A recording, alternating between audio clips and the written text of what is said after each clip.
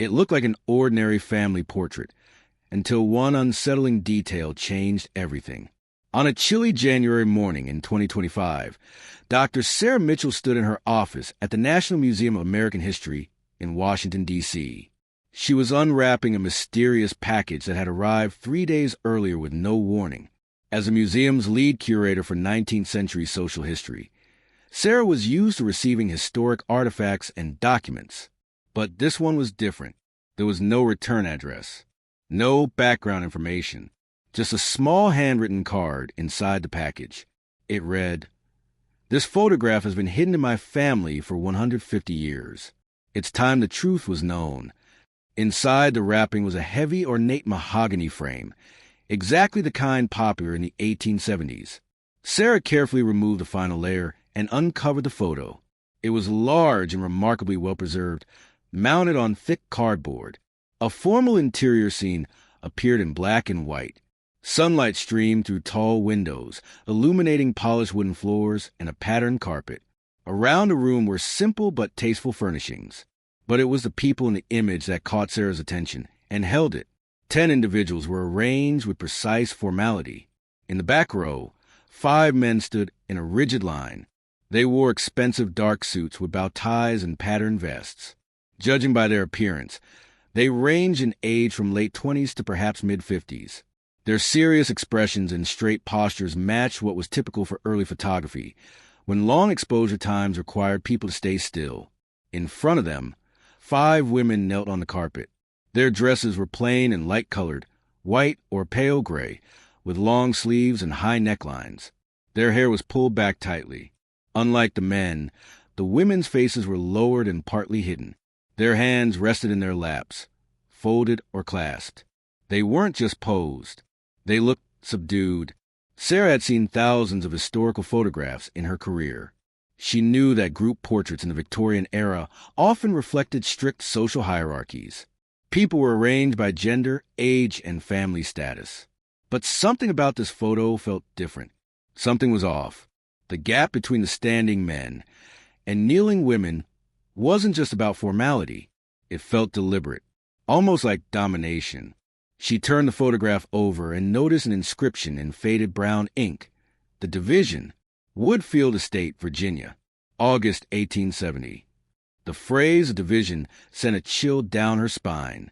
It sounded like a legal term, something to do with inheritance, maybe the dividing of property after a death. But why were women kneeling in such a context? And why had someone hidden the photo for a century and a half? Sarah placed a photograph under her examination lamp and picked up her magnifying glass. Her instincts told her this wasn't just a portrait.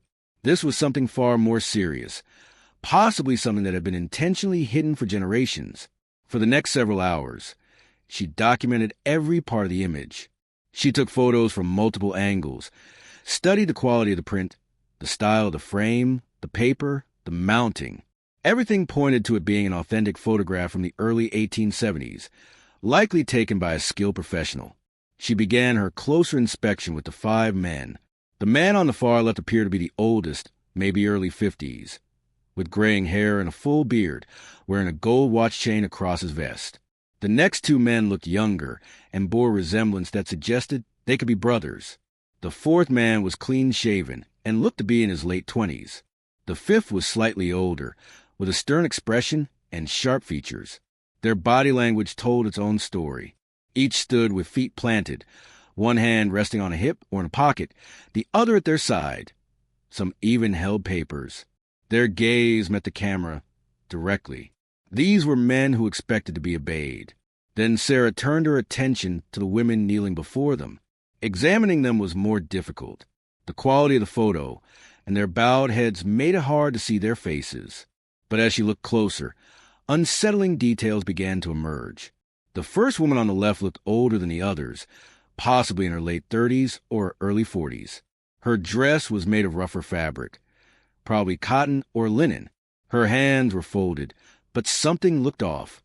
Her wrists seemed too close together, almost unnaturally so, as if tied, though no bindings were visible. The second woman seemed younger, perhaps in her 20s. Her clothing was similar, plain and practical. but her hands were at her sides in a way that looked unnatural. There was a strange bunching in the fabric near her wrists, a wrinkle that didn't belong. Sarah leaned in. Was something under her sleeves? The third woman seemed even younger, maybe just a teenager. Her posture was noticeably different. Her shoulders hunched, head lowered further than the others. There was a tension in her body, something that suggested fear. Then Sarah spotted it. At the edge of her sleeve, where the fabric ended at her wrist, was a dark line, not a shadow, a straight, defined line that encircled her wrist. Sarah caught her breath. She rushed to her computer and scanned the photograph at maximum resolution. As the file loaded, she adjusted the brightness and contrast. The line at the girl's wrist sharpened. It wasn't a photographic error. It looked like a band. Maybe leather, maybe metal, a restraint. She knew she needed help. Sarah reached out to Dr. James Park at Georgetown University, a specialist in forensic photo analysis. James had experience using digital tools to uncover hidden details in historical images. He arrived 2 days later with portable scanning equipment, and Sarah wasted no time in showing him what she had found. James studied the image carefully. "I see what you're worried about," he said. "Let's run a full scan. If there's something hidden, we'll find it." The process took most of the day.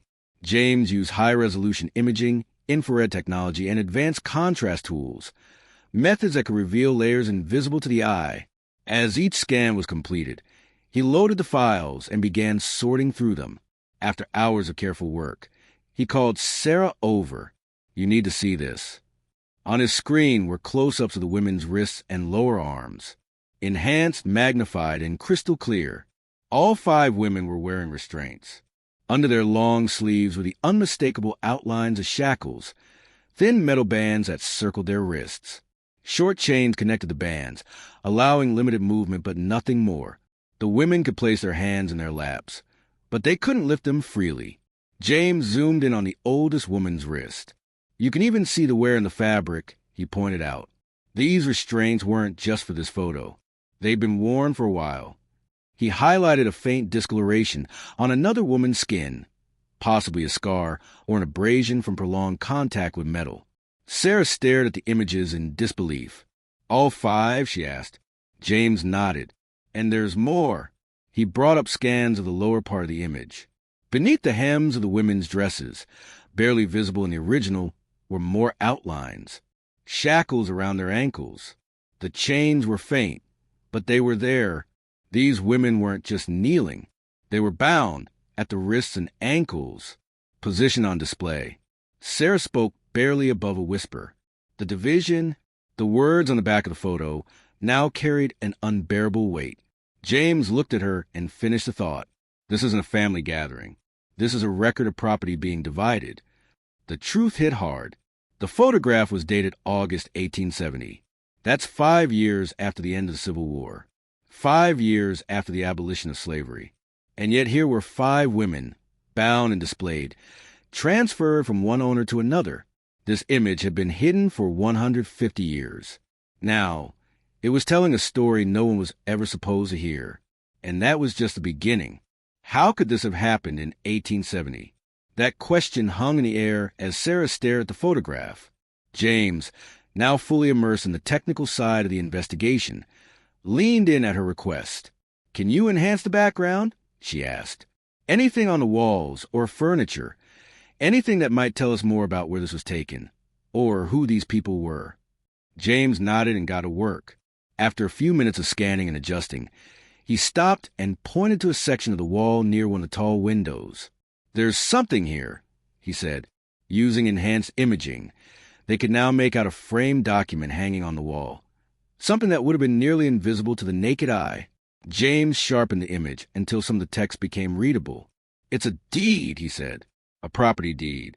And look, Whitfield. That matches the name from the back of the photo. The date is 1868.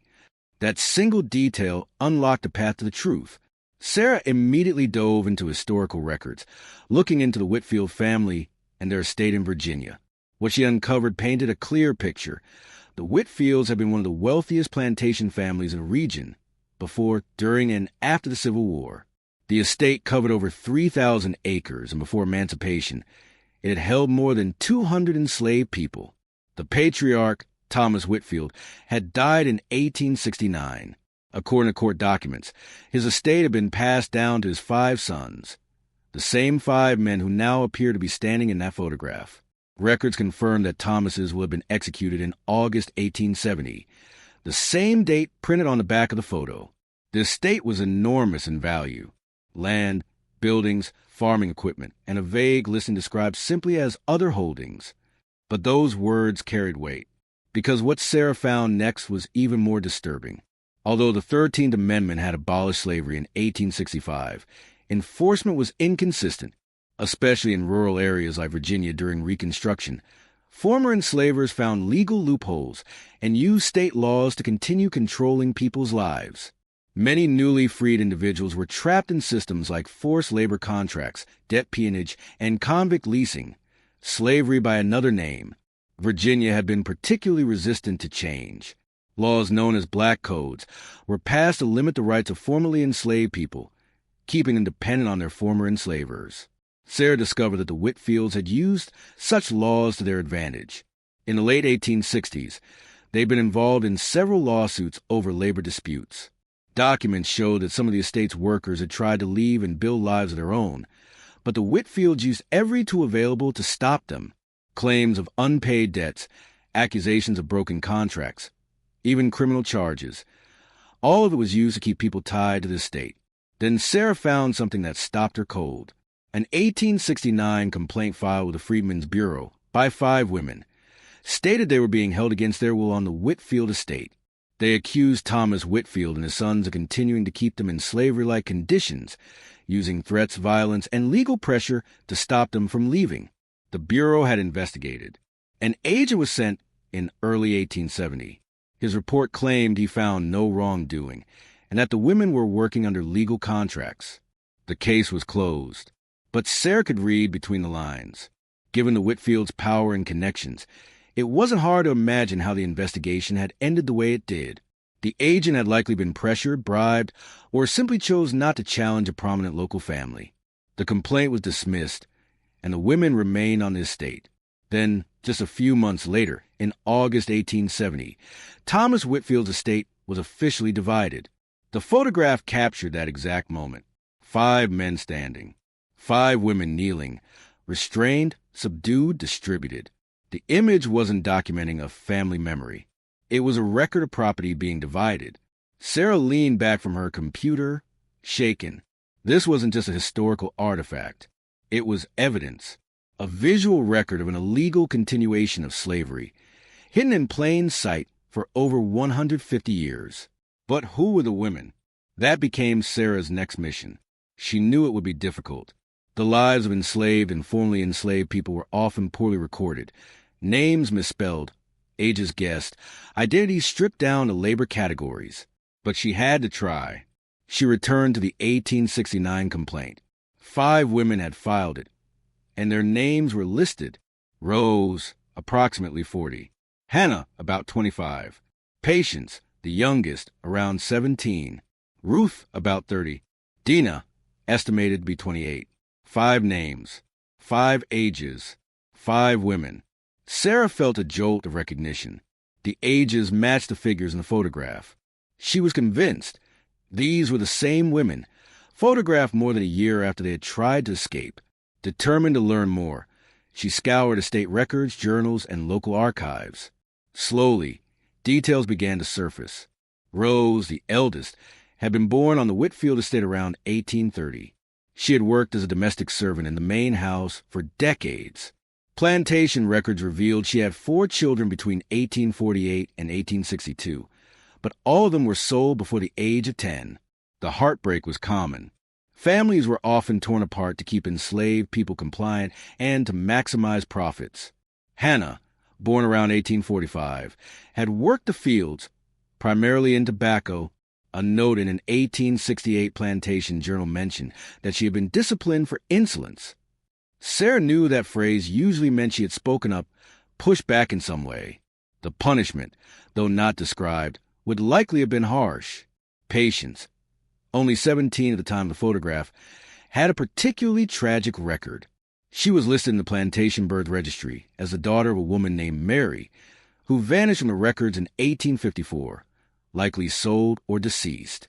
Patience had grown up on the estate without her mother, working in the house from a very young age. By 1869, she had been assigned to Robert Whitfield, the second eldest son, as part of his household. Despite slavery's legal end, her life had continued as if nothing had changed. Ruth had not been born on the estate. Records showed she had been purchased by Thomas Whitfield in 1858 from North Carolina. The sale record described her skills: cooking, fieldwork, sewing, no mention of family, no mention of her life before that point.